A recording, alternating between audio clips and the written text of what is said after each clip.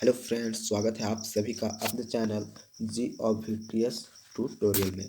दोस्तों आज का ये वीडियो दोस्तों जैक क्लास 10th के सभी स्टूडेंट के लिए मोस्ट इम्पोर्टेंट वीडियो रहने वाला है, क्योंकि दोस्तों आज की इस वीडियो में हम लोग बात करने वाले हैं सोशल साइंस के टॉप 30 VVI ऑब्जेक्टिव क्वेश्चन, जो कि दोस्तों आपको सीधा एग्ज़ाम में 12 फरवरी को देखने को मिलेगा। इसलिए दोस्तों आप वीडियो में शुरू से लेकर अंत तक बने रहिएगा दोस्तों। और अब वीडियो पूरा देख लेने के बाद अपने सभी दोस्तों के पास वीडियो को शेयर जरूर कर दीजिएगा, ताकि दोस्तों इस वीडियो से उनको भी लाभ मिल सके। तो मैं आपको बता दूं दोस्तों कि आपका एग्ज़ाम जो है सोशल साइंस का जो आपका एग्ज़ाम है वो आपका 12 फरवरी को होने वाला है। और दोस्तों ये क्वेश्चन जो मैं दे रहा हूँ सीधा आपको 12 फरवरी को सीधा एग्ज़ाम में देखने को मिलेगा।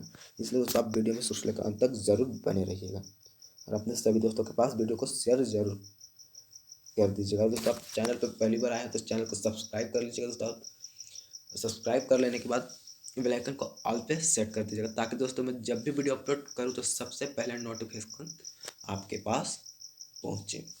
तो इस वीडियो में हम लोग दोस्तों देखें झारखंड अर्धविद परिषद रांची, यानी कि रांची देखिए secondary annual examination 2024 MCQ type प्रश्न सामाजिक विज्ञान, यानी कि दोस्तों सोशल साइंस। हम लोग इस वीडियो में 30 ऑब्जेक्टिव प्रश्न सॉल्व करेंगे, जो कि आपका एग्जाम में देखने को मिलेगा सीधा। तो चलिए दोस्तों हम लोग बिना देर किए वीडियो को शुरू करते हैं।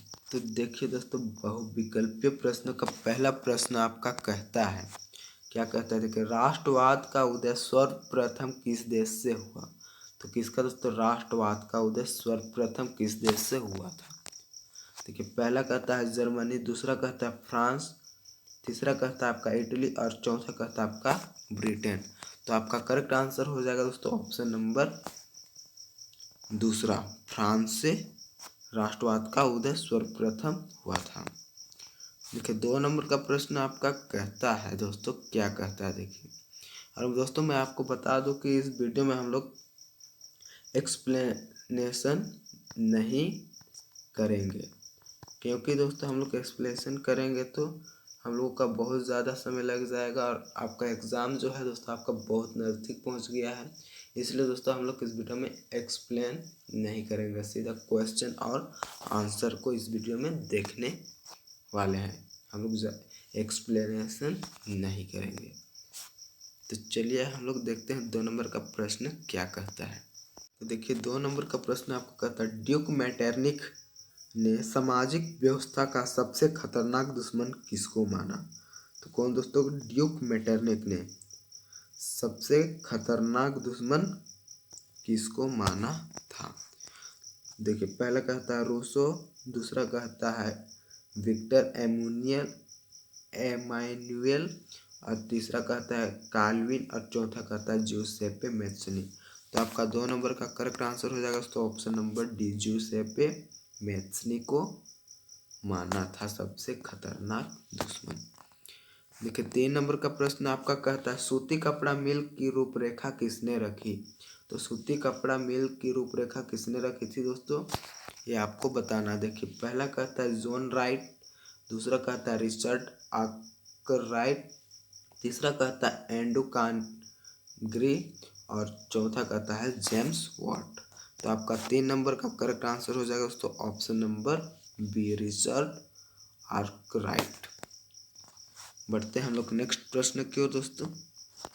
देखिए 4 नंबर का प्रश्न आपका कहता है, 1928 से 1934 के बीच भारत में गेहूं की कीमत 50% तक गिर गई, इसका कारण था अंतर्राष्ट्रीय बाजार में। तो इसका क्या कारण था। कब दोस्तों, 1928 से 1934 ईस्वी के बीच में ऐसा क्या कारण था जो कि गेहूं की कीमत कितना 50% जो है वो तक की वो रेट गिर गई थी।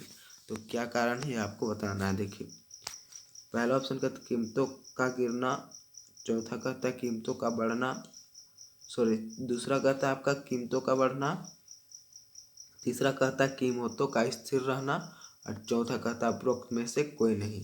तो 4 नंबर का आपका करेक्ट आंसर हो जाएगा दोस्तों ऑप्शन नंबर ए, कीमतों का गिरना। कीमत जो है वो गिर गया था। तो चलिए हम लोग बढ़ते हैं नेक्स्ट प्रश्न की ओर। तो देखिए दोस्तों 4 नंबर का आपका प्रश्न कहता है, क्या कहता है, 1928 से 1934 के बीच भारत में गेहूं की कीमत 50% तक गिर गई। इसका कारण था अंतर्राष्ट्रीय बाजार में। तो क्या कारण था जो कि दोस्तों 1928 से 1934 के बीच में जो है गेहूं की कीमत जो है 50% तक गिर गई। इसका क्या कारण था अंतर्राष्ट्रीय बाजार में, ये आपको बताना है। देखिए पहला कहता है दोस्तों कीमतों का गिरना, दूसरा कहता है आपका कीमतों का बढ़ना, और तीसरा कहता है आपका कीमतों का स्थिर रहना, और चौथा कहता है उपरोक्त में से कोई नहीं। तो आपका 4 नंबर का करेक्ट आंसर हो जाएगा दोस्तों ऑप्शन नंबर पहला, कीमतों का गिरना। तो हम लोग बढ़ते हैं नेक्स्ट प्रश्न की ओर। तो देखिए 5 नंबर का प्रश्न कहता है 1448 ईस्वी में गुटेनबर्ग ने कौन सी पहली पुस्तक छापी। तो कब दोस्तों 1448 ईस्वी में किसने, गुटेनबर्ग ने कौन सी पहली पुस्तक छापी। तो पहला कहता है जेन आयर, दूसरा कहता है रामोना, और तीसरा कहता है हार्ट कैथेड्रल, और चौथा कहता है बाइबल। तो 5 नंबर का आपका करेक्ट आंसर हो जाएगा दोस्तों ऑप्शन नंबर डी, बाइबिल। 1448 ईस्वी में गुटेनबर्ग ने बाइबिल की पहली पुस्तक छापी थी। बहुत ही इंपॉर्टेंट क्वेश्चन है, आप याद कर लीजिएगा। देखिए 6 नंबर का प्रश्न कहता है आपका बेल्जियम में सामुदायिक सरकार का चुनाव कौन करता है। कहाँ दोस्तों, बेल्जियम में सामुदायिक सरकार का चुनाव कौन करता है। तो 6 नंबर का आपका करेक्ट आंसर हो जाएगा दोस्तों ऑप्शन नंबर ए, एक ही भाषा बोलने वाले लोग जो है सामुदायिक सरकार का चुनाव करते हैं। आपका ऑप्शन नंबर पहला करेक्ट आंसर हो जाएगा। देखिए बढ़ते हैं हम लोग नेक्स्ट प्रश्न की ओर। देखिए 7 नंबर का प्रश्न आपका कहता है निम्नलिखित में कौन सा लक्षण संघीय सरकार से संबंधित नहीं है। तो कौन सा संबंध जो है वो संघीय सरकार से संबंध नहीं है, ये आपको बताना है। देखिए पहला कहता कठोर एवं लिखित, ये आपका बिल्कुल नहीं है, सॉरी ये आपका जो है ये है। देखिए दूसरा कहता है आपका शक्तियों का केंद्रीयकरण, ये भी है। दूसरा कहता है संघ एवं राज्यों के मध्य शक्तियों का विभाजन, ये भी है। तो आपका करेक्ट आंसर जो हो जाएगा दोस्तों आपका ऑप्शन नंबर डी, आपका करेक्ट आंसर होगा। सर्वोच्च न्यायालय जो है वो आपका संघीय सरकार से संबंधित नहीं है। बढ़ते हैं हम लोग नेक्स्ट प्रश्न की ओर। देखिए 8 नंबर का प्रश्न कहता है आपका निम्नलिखित में से लैंगिक असमानता को बढ़ावा देने का कारण नहीं है। तो क्या कारण नहीं है। तो 8 नंबर का आपका आंसर हो जाएगा दोस्तों ऑप्शन नंबर बी, जैविक बनावट। तो हम लोग बढ़ते हैं नेक्स्ट प्रश्न की ओर। देखिए 9 नंबर का प्रश्न कहता है आपका सांप्रदायिकता की समस्या प्रारंभ होती है जब। तो कब सांप्रदायिकता की समस्या प्रारंभ होती है, ये आपको बताना है। 9 नंबर का आपका करेक्ट आंसर हो जाएगा दोस्तों ऑप्शन नंबर डी, कुछ ही धर्मों को प्रधानता दी जाए। तो आपका करेक्ट आंसर हो जाएगा 9 नंबर का ऑप्शन नंबर चौथा। बढ़ते हैं हम लोग नेक्स्ट प्रश्न की ओर। देखिए 10 नंबर का प्रश्न आपका कहता है निम्नलिखित में कौन सा संघ सूची का विषय नहीं है। तो इसमें आपको बताना है कौन संघ सूची का विषय नहीं है। तो 10 नंबर का आपका करेक्ट आंसर हो जाएगा दोस्तों ऑप्शन नंबर तीसरा, शिक्षा। ये आपका शिक्षा जो है दोस्तों संघ सूची का विषय नहीं है। देखिए 11 नंबर का प्रश्न कहता है आपका निम्नलिखित में से पंजाब में भूमि संकुचन का मुख्य कारण है। तो भूमि संकुचन का मुख्य कारण क्या है, ये आपको बताना है।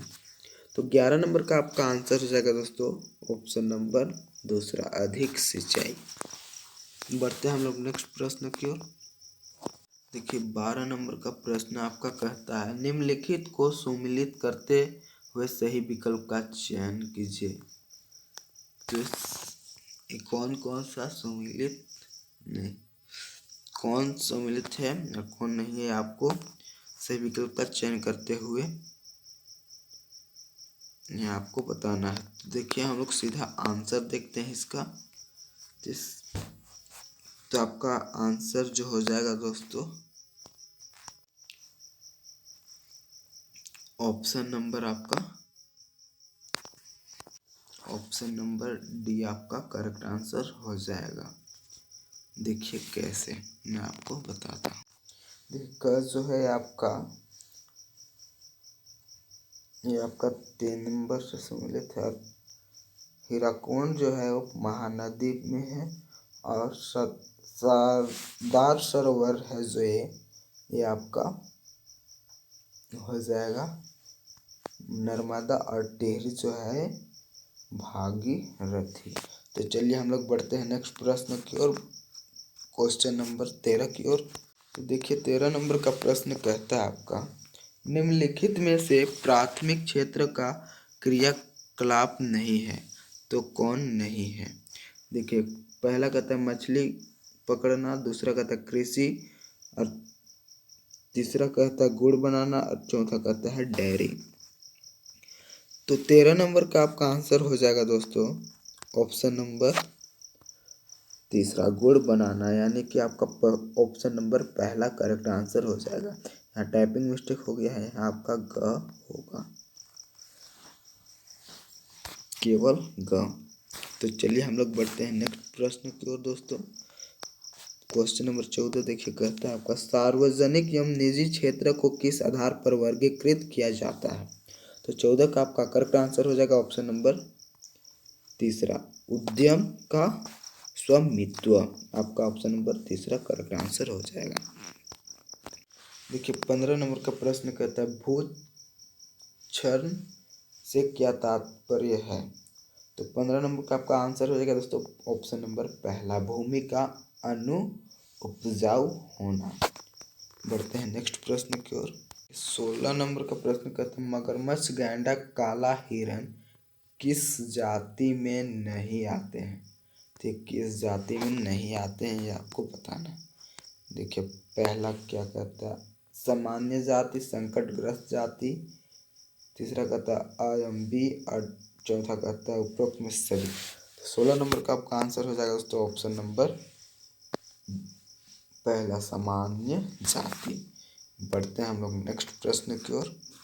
तो देखिए 17 नंबर का प्रश्न कहता है निम्नलिखित में से कौन सा व्यापार अवरोधकों का लक्षण है। तो अवरोधकों का लक्षण कौन है, लक्षण नहीं है वो आपको बताना है। तो 17 नंबर का आपका आंसर होगा जो दोस्तों आपका ऑप्शन नंबर तीसरा जो है आपका करेक्ट आंसर होगा। विश्व व्यापार संगठन व्यापार और उद्योगों को बढ़ावा देता है। आप लोग अच्छी तरह से पढ़ लीजिएगा, देख लीजिएगा। तो चलिए हम लोग बढ़ते हैं नेक्स्ट प्रश्न की ओर। देखिए 18 नंबर का प्रश्न कहता है आपका भूमिहीन ग्रामीण मजदूरों के लिए सबसे अधिक उपयुक्त विकास का लक्ष्य कौन सा है। तो आपका 18 नंबर का करेक्ट आंसर हो जाएगा तो ऑप्शन नंबर तीसरा, अधिक मजदूरी देना।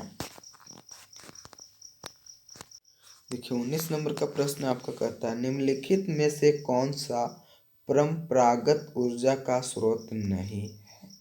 तो कौन सा दोस्तों परंपरागत ऊर्जा का स्रोत नहीं है। तो 19 नंबर का आपका आंसर हो जाएगा दोस्तों ऑप्शन नंबर बी।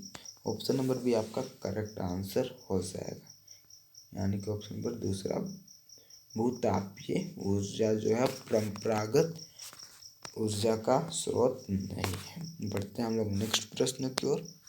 देखिए 20 नंबर का प्रश्न वैश्वीकरण का बहुराष्ट्रीय कंपनियों के निवेश पर क्या प्रभाव पड़ा। तो क्या प्रभाव पड़ा है आपको? देखिए पहला कहता है आपका बहुराष्ट्रीय कंपनियों के निवेश में वृद्धि हुई। जी हाँ, बिल्कुल। बहुराष्ट्रीय कंपनियों द्वारा भारत के विदेशी व्यापार के अधिकांश भाग पर नियंत्रण हुआ। जी हाँ, यह भी आपका सही है।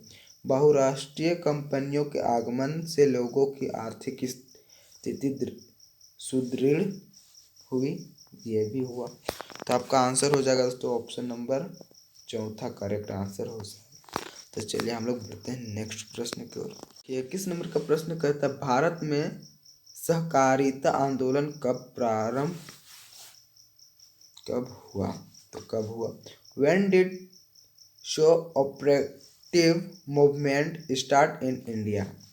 तो भारत में सहकारिता आंदोलन का प्रारंभ कब हुआ, ये आपको बताना है। तो 21 नंबर का आपका आंसर हो जाएगा दोस्तों ऑप्शन नंबर दूसरा 1904 में। देखिए आपका नेक्स्ट प्रश्न कहता है विकसित देशों के कार्यबल का अधिकांश हिस्सा किस क्षेत्र में कार्यरत होता है? तो 22 का आपका करेक्ट आंसर हो जाएगा दोस्तों ऑप्शन नंबर सी सेवा क्षेत्र। बढ़ते हैं नेक्स्ट प्रश्न की ओर। देखिए 23 नंबर का प्रश्न कहता है भारत में नई आर्थिक नीति कब लागू की गई? तो आपका आंसर हो जाएगा दोस्तों 23 नंबर का ऑप्शन नंबर सी 1991 ईस्वी में। बढ़ते हैं नेक्स्ट प्रश्न की ओर। 24 नंबर का प्रश्न कहता है कृषि उत्पादों के प्रमाणन के लिए किस मानक चिन्ह का प्रयोग किया जाता है? 24 नंबर का आप लोग आंसर कमेंट सेक्शन में कमेंट करके बताइएगा दोस्तों। आप देखते हैं कितना कोई इसका आंसर आप लोग दे सकते हैं। तो चलिए हम लोग बढ़ते हैं नेक्स्ट प्रश्न की ओर। देखिए 25 नंबर का प्रश्न कहता है मानव पूंजी का प्रमुख घटक कौन है? तो 25 नंबर का आपका आंसर हो जाएगा दोस्तों ऑप्शन नंबर डी इनमें से सभी, यानी कि भोजन भी होगा, स्वास्थ्य भी होगा और शिक्षा भी। आपका आंसर होगा ऑप्शन नंबर डी। बढ़ते हैं नेक्स्ट। देखिए 26 नंबर का प्रश्न कहता है जवाहर रोजगार योजना कब लागू की गई? तो कब लागू की गई दोस्तों? तो आपका आंसर हो जाएगा ऑप्शन नंबर बी 1989 ईस्वी में। बढ़ते हैं नेक्स्ट प्रश्न की ओर। 27 नंबर का प्रश्न कहता है आपका HDI मानव विकास सूचकांक कब शुरू की गई? तो आपका 27 का आंसर हो जाएगा ऑप्शन नंबर बी 1990 में। बढ़ते हैं नेक्स्ट प्रश्न की ओर। देखिए 28 नंबर का प्रश्न कहता है इनमें से कौन प्राथमिक क्षेत्र की क्रिया नहीं है? तो कौन नहीं है दोस्तों? तो आपका करेक्ट आंसर हो जाएगा ऑप्शन नंबर सी विनिर्माण जो है नहीं है। बढ़ते हैं नेक्स्ट प्रश्न की ओर। देखिए 29 नंबर का प्रश्न कहता है आपका इनमें से क्या आवश्यकताओं के दोहरे संयोग की समस्या को हल करता है? तो 29 का आपका करेक्ट आंसर हो जाएगा दोस्तों ऑप्शन नंबर सी मुद्रा जो है ये संयोग की समस्या को हल करता है। बढ़ते हैं हम लोग नेक्स्ट प्रश्न की ओर। देखिए 30 नंबर का प्रश्न आपका कहता है इनमें से कौन व्यापारिक बैंक नहीं है? तो आपका करेक्ट आंसर हो जाएगा दोस्तों ऑप्शन नंबर सी भारतीय रिजर्व बैंक RBI